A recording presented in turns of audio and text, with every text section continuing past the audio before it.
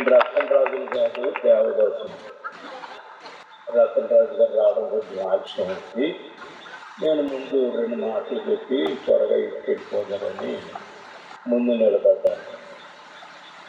అధ్యక్షులుగా ఉన్న మాస్టర్ రాజు గారికి, అలాగే సీనియర్ దైవజనులు రెవరెండ్ ఎలీషా గారికి, అలాగే మా చిన్నల్లుడు గారు రెవరెండ్ సన్నీ జోసెఫ్ గారికి, అలాగే రెవరెండ్ యేసుదాస్ గారికి, అలాగే ఆర్కెస్ట్రా వారికి, కూడి వచ్చిన నా సోదరులైన మీ అందరికీ, ఇక్కడ టెంట్ వేసి మనల్ని అందరినీ టెంట్లో కూర్చోబెట్టిన దైవజనులు రెవరెండ్ ప్రేమ్ కుమార్ గారికి, కూడి వచ్చిన సోదరులకు, గ్రామ పెద్దలకు, పిల్లలకు అందరికీ వందనాలు. దేవునికి స్తోత్రాలు. ప్రియులారా, ఈ రాత్రి ప్రత్యేకంగా దైవజనులు డాక్టర్ ఎడ్వర్డ్ అని అందించారు. అయ్యా, బెంగళూరు నుంచి వచ్చారా అన్నాను. ఈ ఉదయం బయలుదేరి బెంగళూరు నుంచే వచ్చాను. నేను అమెరికా నుండి బెంగళూరు వచ్చాను, వెంటనే బయలుదేరి మళ్ళా ఇక్కడికి వచ్చానన్నారు. వారు మన దేశంలోనే కాదు, ఇతర దేశాల్లో కూడా యేసు ప్రభువుని గురించి బహుబలంగా వాడబడుతున్న దైవజనులు. ఆయన అందరికీ కావలసిన దైవజనులు కనుక అందరూ వారి సంఘాలకు, వారి సభలకు వారిని ఆహ్వానిస్తూ ఉన్నారు. వారు ఈ రాత్రి మన మధ్యకు రావడం చాలా సంతోషం. వారు దైవ సందేశాన్ని అందిస్తారు. అయితే గత సంవత్సరం డిసెంబర్ 4వ తారీఖున నాకు ఆపరేషన్ అయింది. మీరంతా ప్రార్థన చేశారు, దేవుడు స్వస్థపరిచాడు. ఈ సంవత్సరం మరలా ఇన్ఫెక్షన్ వచ్చింది, ఆసుపత్రిలో పెట్టారు. ఫార్మ్ హాస్పిటల్లో, ఇంపీరియల్ హాస్పిటల్లో పెట్టారు. మన చర్చికి వచ్చే డాక్టర్ కుమార్ గారు, డాక్టర్ శిల్ప మేడం గారు దేవుని ప్రేమను బట్టి నా కొరకు ఎంతో ప్రయాసపడ్డారు. చివరి వారి యొక్క వైద్య జ్ఞానాన్ని బట్టి నేను ఇక దక్కనని నా వాళ్ళకి చెప్పేశారు. మా యూత్ వారు, నా చిన్న కూతురు, అల్లుడు, నా భార్య, పెద్ద కూతురు, అల్లుడు అంతా కంగారు పడ్డారు. ఏమి చేయడానికి తోచలేదు. కొందరు హాస్పిటల్ దగ్గర, కొందరు మరి చర్చిలోను, అలాగే నాకు తెలిసిన వారంతా, నేను తెలిసిన వారంతా ఉన్న చోటే నా కొరకు దేవునికి ప్రార్థన చేశారు. చనిపోవలసిన నన్ను దేవుడు మళ్ళా జీవం పోసి బ్రతికించి మీ మధ్యకి తీసుకొచ్చాడు. దేవునికి స్తోత్రం చెబుతారు. హల్లెలూయా. నా డ్యూటీ 21వ తేదీ ఆ రాత్రి రావాలి. నేను పాస్టర్ గారు కూడా అందుకు సమ్మతించారు. అనుకోకుండా ఈరోజు సాయంత్రం ఏమనుకున్నారో ఏంటో, మొదటి రోజు కదయ్యా, మీరు వచ్చి శుభాలు చెప్పి వెళ్ళిపోతే చాలా అన్నట్టు మాట్లాడాడు ఆయన. మన ఎడ్వర్డ్ సై గారు 10 గంటలకు వస్తానన్నారు కనుక మీరు రావాలంటే రమ్మంటే చాలు వచ్చేసి పోను నేను. కానీ నాకు వెనకాల ఉన్న వాళ్ళు వద్దు, వెళ్ళకూడదు మీరు అంటున్నారు. మరి ప్రేమకుమార్ గారు పిలిచినప్పుడు, రాయలు తోటలో ఉన్న విశ్వాసులు ఎదురు చూస్తున్నప్పుడు, విశ్వాసులే కాదు గ్రామస్తులందరికీ నేనంటే ప్రేమ. దేవుడి స్తోత్రం. ఎవరితోటి ఏ గొడవకి వెళ్ళను, ఎందుకు వచ్చిన గొడవలు, అందరికీ మంచిగా ఉంటాను. అందుకే అందరు నన్ను ప్రేమిస్తారు. దేవుడికి స్తోత్రాలు. కనుక గ్రామస్తులకు కూడా వందనాలు తెలియజేస్తున్నాను. వారి సహకారాన్ని బట్టే ఇక్కడ ఈ మందిరం ఏర్పాటు చేయడం, సేవ జరిగించడం జరుగుతుంది. ప్రేమ్ కుమార్ గారు, పాస్టమ్మ గారు కుమారులు గొప్ప సేవ ఇక్కడ చేస్తున్నారు. దేవునికి స్తోత్రాలు. ప్రియులారా, దేవుని పరిశుద్ధ గ్రంథంలో యోహాను సువార్త 4వ అధ్యాయం 24వ వచనములో ఈలాగున వ్రాయబడి ఉంది. దేవుడు ఆత్మ గనుక ఆయనను ఆరాధించువారు ఆత్మతోనూ సత్యముతోనూ ఆరాధింపవలెననెను. యేసు ప్రభువారు కన్యమరియ గర్భమును జన్మించిన తరువాత 33.5 సంవత్సరాలు శరీరధారిగా ఈ లోకములో సంచరించారు. ఆ రోజుల్లో ఆయన సుకారా అనే ఊరికి వెళ్ళారు. ఆ ఊరు వారందరికీ ఒకే నీళ్ల బావి ఉంది. మధ్యాహ్న సమయంలో ఆ సుకారా సిస్టర్ గారు కడవెత్తుకొని బావి దగ్గరకు వచ్చింది. నీళ్లు పట్టుకుని వెళ్ళిపోయింది. యేసు ప్రభు అని ఎదురుపడి, అమ్మ దాహానికి కొంచెం నీళ్లు ఇయ్యమ్మా అని అడిగాడు. యూదుడు అయిన నీవు సమరయ స్త్రీనైన నన్ను ఏమని నీళ్లు అడుగుతున్నావయ్యా అందామే. అంటే యూదులు సమరయులతో సాంగత్యం చేయుడు. యూదులంటే గొప్పవాళ్ళు, సమరయులంటే తక్కువ వాళ్ళు. తక్కువ దాన్నైన నన్ను ఎక్కువ వాడవైన నీవు ఏమని నీళ్ళు అడుగుతున్నావు అంటే కులభేదం గురించి మాట్లాడింది ఆమె. యేసు ప్రభు వారు అన్నారు, నేనెవరో తెలుసుంటే నువ్వు అలా మాట్లాడు, తెలియక అలా మాట్లాడుతున్నావు. నేనెవరో తెలిస్తే నీవే నన్ను అడుగుతావు, నేను నీకు జీవజలం ఇస్తాను. నేనిచ్చే నీళ్లు తాగితే మరలా మరలా దప్పికేయదు అన్నాడు. మరి ఆ మాత్రం దానికి ఇంకా ఆలస్యం ఎందుకని, ఆ జీవజలం నాకు ఇవ్వండి అని ఆమె యేసు ప్రభువుని అడిగింది. ఇస్తానమ్మా, వెళ్ళి నీ పెనుమిటిని తీసుకురా అన్నాడు. పెనుమిట్లు ఏడని ఉన్న విషయం చెప్పేసింది. అయితే నేను మాట చెప్పనా, పెనుమిట్లు ఏడన్న మాట నిజం. ఎందుకంటే పెళ్లి చేసుకుంటే కదా పెనుకుంటానికి. కానీ నీకు 5 పెనుమిట్లు ఉన్నారు. మరి వాళ్ళెవరు? అద్దోళ్ళు, సొంత వాళ్ళు కాదు. కొంతకాలం ఉంటాడు వెళ్ళిపోతాడు, కొంతకాలం ఉంటాడు వెళ్ళిపోతాడు. ఇలాగ 5 మార్చేసావు నువ్వు అనేటప్పుడు గుండె చల్లుమన్నది. ఈయన ఎవరో యూదుడు అనుకున్నాను. ఈయన యూదుడు మాత్రమే కాదు, ఈయన ప్రవక్త అనుకుని, అయ్యా దేవుడు అనేవాడు ఎలా ఉంటాడు?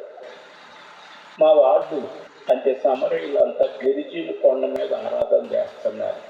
మీ యూదులంతా యెరూషలేము దేవాలయంలో ఆరాధన చేస్తున్నారు. నేను దేవుడు కూడా ఇన్ని భేదాలా? కొంతమందికి ఏమో కొండ మీద ఉంటాడా, కొంతమందికి ఏమో గుళ్ళో ఉంటాడా? అసలు దేవుడేనా? దేవుడనే ఉన్నాడా అని నేను ఏ గుడికి వెళ్ళడం లేదు, ఏ కొండకి వెళ్తున్నాను. ఇంట్లో ఈ దేవుళ్ళు పట్టుకుని దేవుడు ఆడుతున్నానయ్యా. అసలు దేవుడు ఎవరో తెలుసుంటే ఆయన ఎలా పూజించాలో తెలిస్తే అలాగ పూజిస్తాను, ఆరాధిస్తాను. ఆ దేవుడు ఎవరో చెప్పవా అని ఆయన అడిగింది. అప్పుడు యేసు ప్రభువు వారు చెప్పిన సమాధానమే మనం చదువుకున్న మాట. దేవుడు అంటేనమ్మా ఆయన ఆత్మ, ఆత్మస్వరూపి. ఆత్మ యొక్క స్వరూపైన దేవుణ్ణి మనం ఆత్మతోనూ సత్యంతోనూ ఆరాధించాలి. కొండ మీద ఆరాధించిన, గుళ్ళో ఆరాధించిన, చెట్టు కింద ఆరాధించిన అంతగా ఉంటాడు దేవుడు. ఆయన్ని మనం ఎలాగ ఆరాధించాలంటే మన ఆత్మతో సత్యంతో నిజంగా ఆరాధించాలి, మనం పూర్వంగా ఆరాధించాలి అని చెప్పాడు. అంటే దేవుడు అంటే కనబడడు. ఎందుకంటే ఆత్మ కనబడదు. గాలి కనబడనట్టే ఆత్మ కూడా కనబడదు. దేవుడు ఆత్మ, ఆయనకి ఏ రూపం లేదు. ఆ ఆత్మ ఉన్న దేవుడు మానవ రూపంలో కన్యమరియ గర్భమున ఈ లోకంలో జన్మించాడు. అయ్యా మెస్సీ అని ఆయన వస్తాడట. ఆయన వచ్చినప్పుడు ఈ విషయాలన్నీ మాకు తెలియజేస్తాడట. ఆయన ఎప్పుడు వస్తాడు అని అడిగింది. అమ్మా ఆయన్ని నేనే అని యేసు ప్రభు వారు చెప్పారు. అంటే ఆత్మయున్న దేవుణ్ణి నేనేనమ్మా, నేను అందరినీ రక్షించడానికి మానవ స్వరూపంగా వచ్చాను అని చెప్పినప్పుడు, అయ్యా ఇప్పుడుండు, ఇప్పుడే వస్తానని పరుగెత్తి వెళ్ళిపోయి ఊరోళ్ళందరికీ చెప్పింది. నేను చేసినవన్నీ నాతో చెప్పినవని వచ్చి చూడండి, ఈయన క్రీస్తు కాడా. క్రీస్తు అంటే రాజు, మెస్సయ్యా, అభిషిక్తుడు అని అర్థం. మీరు ఏ మెస్సయ్యా కొరకు ఎదురు చూస్తున్నారో ఆ మెస్సయ్యాను, ఆ అభిషిక్తుని, ఆ రాజును నేనే అని చెప్పాడు. ఆయనను నేను చూశానని ఊరోళ్ళందరితో చెప్పి యేసు ప్రభువుని తీసుకొచ్చింది. యేసయ్య మాటలు విన్నారు వాళ్ళకి ఏమనిపించిందంటే, మనం ఎప్పుడూ వినని మంచి సంగతులు ఈయన చెప్తున్నాడు, ఈయన మన ఊరు తీసుకెళ్ళిపోయి 2-3 రోజులు మీటింగ్ పెట్టుకుని ఆయన మాటలు వింటే బాగుంటుందని. అయ్యా మీకు ఏ అభ్యంతరం లేకపోతే ఈ బావి దగ్గర ఎందుకు, మా ఊర్లోకి రండి, మీటింగ్లు పెట్టుకుంటామన్నారు. వచ్చేస్తానన్నాడు, వెళ్ళాడు. మీటింగ్లు జరిగాయి. మీటింగ్లో యేసు ప్రభు చక్కటి మాటలు, పరిశుద్ధమైన మాటలు, దేవుని మాటలు, పరలోకముల గురించిన మాటలు చెప్పినప్పుడు ఆ సమరయ స్త్రీతో విన్నవాళ్ళని అంటారు, నీవు చెప్పిన మాటను బట్టి కాదు, మా అంతట మేమే ఆయన నోట్లోంచి వచ్చిన మాటలను బట్టి ఈయనే మెస్సయ్యా, ఈయనే క్రీస్తు, ఈయనే రాజు, ఈయనే రక్షకుడు అని నమ్ముతున్నామని చెప్పారు వాళ్ళంతా. ఈయన నిజముగా లోక రక్షకుడు అని నమ్మారు. ప్రియులారా, అయితే ఆయన్ని ఆరాధించే విధానం యేసు ప్రభువు సమరయ స్త్రీకి చెప్పారు. దేవుని క్రిస్మస్ అనగా క్రీస్తును పూజించుట, క్రీస్తును ఆరాధించుట. మన దేశంలోనే కాదు, మన రాయలం తోటలోనే కాదు, ప్రపంచ దేశాల్లో, పట్టణాల్లో, పల్లెల్లో, గ్రామాల్లో క్రిస్మస్లు జరుగుతున్నాయి. మరి క్రిస్మస్ అంటే ఆ యొక్క అర్థం తెలిసిన వారు అలాగే క్రిస్మస్ చేస్తారు. క్రిస్మస్ అంటే క్రీస్తును పూజించుట. మనమంతా ఈ నెలంతా చేస్తారు చాలామంది. ఎందుకో తెలుసా, ఆయన ఎప్పుడు పుట్టాడో బైబిల్లో రాయలేదు. కొన్ని సంఘటనలు బట్టి కొంతమంది డిసెంబర్ 25 అని నిర్ణయించారు. సరే, ఇంటి తెలియదు కనుక డిసెంబర్ 1 నుంచి డిసెంబర్ 31 వరకు క్రిస్మస్లు చేస్తూనే ఉంటారు. మన పాస్టర్ గారు రెవరెండ్ ప్రేమ్ కుమార్ గారు 3 రోజులు ఇక్కడ ఏర్పాటు చేశారు. ఈవేళ రేపు రాత్రులు సభలు జరుగుతాయి. ఎల్లుండ రాత్రి క్రిస్మస్ ఆరాధన జరుగుతుంది. ఈ క్రిస్మస్ ఆరాధనలో, సభల్లో దేవుణ్ణి ఆరాధించాలి. ఎలాగ ఆరాధించాలి? ఆత్మతో, సత్యంతో ఆరాధించాలి. బైబిల్లో లూకా సువార్త 1వ అధ్యాయం 14-15 వచనాలు చూసినప్పుడు గొర్రెల కాపర్లకు ఈ యేసు ప్రభు పుట్టాడనే వార్త చెప్పిన దేవదూతలు అందరూ కలిసి ఒక పాట పాడారు. సర్వోన్నతమైన స్థలములలో దేవునికి మహిమయు, ఆయనకి ఇష్టలైన మనుషులకు భూమి మీద సమాధానమును కలుగును గాక అని పాట పాడారు. అంటే దేవదూతలు క్రిస్మస్ చేశారు. పాట ద్వారా యేసు ఎవరో ఆ యేసయ్యను పూజించారు, ఆరాధించారు.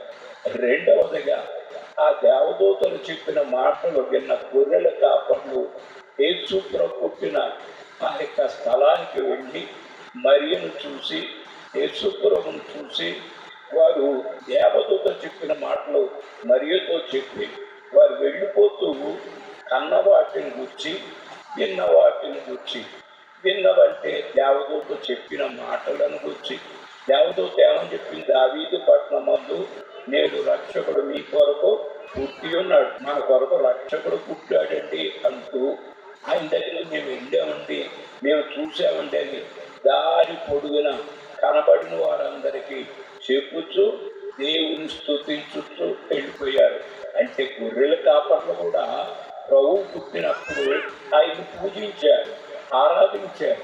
పూజించడంలో పాటలు పాడటమే కాదు, ఆ రక్షకుని గురించి తెలియని వారికి తెలియచెప్పడం కూడా ఆయన్ని పూజించడమే, ఆయన్ని ఆరాధించడమే, ఆయనను ఘనపరచడమే. ఇకపోతే మత్తయి సువార్త 2వ అధ్యాయం 10వ వచనములో వారు ఆ నక్షత్రమును చూచి అత్యానంద భరితులై ఇంటిలోనికి వచ్చి తల్లి అయిన మరియను ఆ శిశువును చూచి సాగిలపడి ఆయనను పూజించి తన పెట్టెలు విప్పి బంగారమును సాంబ్రాణిని గోళమును కానుకలుగా ఆయనకు సమర్పించిరి. దేవదూతల పాటల ద్వారా దేవుణ్ణి పూజించారు. రెండవది విన్నది, ఏది చూశారు అది ప్రజలకు చెబుతూ దేవుణ్ణి స్తుతించారు గొర్రెల కాపరులు. మూడవది జ్ఞానులు, తెలివైన వాళ్ళు నక్షత్రాలను చూసి యూదుల రాజు పుట్టాడని తెలుసుకుని ఆ నక్షత్రాన్ని వెంబడించి యేసు ప్రభువున్న ఇంటిలోనికి వచ్చి సాగిలపడి మొక్కారంటే తమ్మును తాము తగ్గించుకున్నారు బాలుడైన యేసు ప్రభు ముందు. రెండవదిగా వాళ్ళు చేసిన పని, ఒక ఆయన బంగారం ఇచ్చాడు, ఒక ఆయన సాంబ్రాణి ఇచ్చాడు, ఇంకొక ఆయన గోళం ఇచ్చాడు. ఇక్కడ ముగ్గురు 3 రీతులుగా ఆరాధించడం వాక్యంలో మనం చూసాం. ఒకటి, దేవదూతలు పాటల ద్వారా దేవుణ్ణి ఆరాధించారు. రెండవది, గొర్రెల కాపర్లు ప్రభుని గురించి ప్రకటిస్తూ దేవుణ్ణి ఆరాధించారు. 3, జ్ఞానులు వారు సాగిలి పడి తమ్మును తాము తగ్గించుకుని ఆరాధించి ఆనుకుని సమర్పించారు. ఇదే క్రిస్మస్ అంటే. దేవుడెవరో తెలుసుకుని ఎవరు పడితే వాళ్ళు మొక్కలేదు, వాళ్ళు దేవుడెవరో తెలుసుకున్నారు. ఆ దేవుని దగ్గరికి వచ్చారు. ఆ దేవుణ్ణి ఆత్మతోనూ సత్యముతోనూ ఆరాధించారు. మీరైనా నేనైనా దేవుడెవరో తెలుసుకొని ఆ దేవుణ్ణి ఆత్మతో సత్యంతో ఆరాధించి ఆ దేవుడు మన కొరకు సిద్ధపరిచిన ఆ పరలోకానికి వెళ్ళడానికి, నరకం నుండి తప్పించుకోవడానికి సిద్ధపడాలి. ఈ రాత్రి, రేపు రాత్రి, ఎల్లుండి రాత్రి మీరు ఎలాగ ఆరాధిస్తారో అది మీ ఇష్టం. జ్ఞానులైనా, గొర్రెల కాపరులైనా, లేకపోతే దేవదూతులైనా యేసంతో ఎవరో తెలియకుండా ఆరాధించలేదు. ఆ యేసు లోక రక్షకుడని, రాజని తెలుసుకుని వచ్చి ఆయన ఆరాధించారు. యేసు ఎవరో తెలియని వారు తెలుసుకోండి. ఆయన పాపుల రక్షకుడు, త్వరలో వచ్చి రాజ్య పరిపాలన చేయనైన రారాజు తెలుసుకుని ఆయన్ని పాటల ద్వారా ఆరాధించండి. అలాగే ఇతరులకి సాక్ష్యం ఇచ్చడం ద్వారా ఆరాధించండి. అలాగే ఒకవేళ మీకు బంగారం ఉంటే అది మీటం ఇలాగే ఇవ్వాలి అని బైబిల్లో ఎక్కడ లేదు. బంగారం ఉన్న జ్ఞానులు బంగారం తెచ్చి ఇచ్చాడు ఒక ఆయన. సాంబ్రాణి ఉన్న ఆయన నాకు బంగారం ఇవ్వది ఏం చేయనంటే ఉన్నదే ఇచ్చేయ అన్నాడు. ఇంకొకడు సాంబ్రాణి ఇచ్చేశాడు. 3వ వాడు గోళం ఇచ్చారు. కనుక దేవుని సన్నిధికి వచ్చి హల్లెలూయా స్తోత్రం, క్రీస్తునేడు పుట్టెను, హ్యాపీ క్రిస్మస్, మెరీ క్రిస్మస్ అని వెళ్ళిపోతే క్రిస్మస్ కాదు. మనము పాటలు పాడాలి ప్రభువుని నమ్ముకుని. రెండోది, ప్రభువుని తెలియని వాళ్ళు చాలా మంది ఉన్నారు. గొర్రెల కాపలకు తెలుసు కనుక వారు చెప్పారు. 3వది, ఆయనకి ఇవ్వడం కూడా ఆరాధించడమే, పూజించడమే. దేవుని దగ్గరికి వెళ్ళినప్పుడు ఊరికనే వెళ్ళడం. కొంతమంది అప్పుడు రూపాయి కాసులు ఉంటాయి కదా, ఆ డిగ్రీలో రూపాయి వేసు 2 రూపాయలు వేయకూడదంటే ఉన్నా సరే అది ఊరికెందుకులే అని రూపాయి వేయడం, 5 రూపాయలు వేయడం. కొంతమంది అయితే నిలువు దోపుడు ఇచ్చేస్తామని మొక్కుకుంటారు. అలాగే ఇచ్చేసి అంతా ఇచ్చేసి మా గుడికొచ్చి అంతా అక్కడ ఇచ్చేసానంటే మీకు ఎవరికి ఏమీ లేదంటారు. కానీ ఒక ఆమె మధ్య వచ్చి, అయ్యా నా భర్త చేసిన తప్పు నేను తెలుసుకున్నాను, ఆ శాపాన్ని మా కుటుంబం మీదకి వచ్చింది, అది తొలగించు దేవుడా, నేను నాకున్న బంగారాన్ని ఇస్తానని మొక్కుకున్నానని ఆమె బంగారం ఇచ్చింది. ఎంతో చెప్పను. దేవునికి స్తోత్రం, హల్లెలూయా. దేవుడికి తెలుసు, ఆవిడికి తెలుసు. జనవరి 1న చెప్తాను. సంగతి అంతా. కనుక మన ఊరికే తుత్తు మంత్రం తుమ్మకాయ మంత్రం అన్నట్టు దేవుణ్ణి ఆరాధించకూడదు. ఆత్మతో సత్యంతో ఆరాధిందాం, దేవుని ఆశీర్వాదాలు పొందుకుందాం. దేవుడు అందరినీ ఆశీర్వదించునుగాక. అందరికీ వందనాలు. గట్టిగా చెప్పలు కొట్టి ప్రభునామాన్ని పొందాం. అద్భుతమైన వర్తమానం అందించిన మన ఆత్మీయ తండ్రి గారికి ప్రత్యేకమైన వందనాలు తెలియజేస్తున్నాను. ఆత్మీయ తండ్రి గారి జీవితంలో మరి దేవుడు చేసిన మేళ్ళు బట్టి మనం అందరం కృతజ్ఞమై ఉన్నాం. అద్భుత రీతిగా దేవుడు స్వస్థపరిచి ఈరోజు తన పరిచయలు వాడుకుంటున్న విధానాన్ని బట్టి సమస్త ఘనత మహిమ ప్రభావం ఆయనకే కలుగునుగాక. ఈ సమయంలో మరి ఆత్మీయ తండ్రి గారు చెప్పిన దాంట్లో దేవదూతల ఆరాధన చూసాం, గొర్రెల కాపల ఆరాధన చూసాం, జ్ఞానుల ఆరాధన చూసాం. ఈ సమయంలో జ్ఞానుల ఆరాధన చేయవలసిన సమయం మనకు ఆసన్న.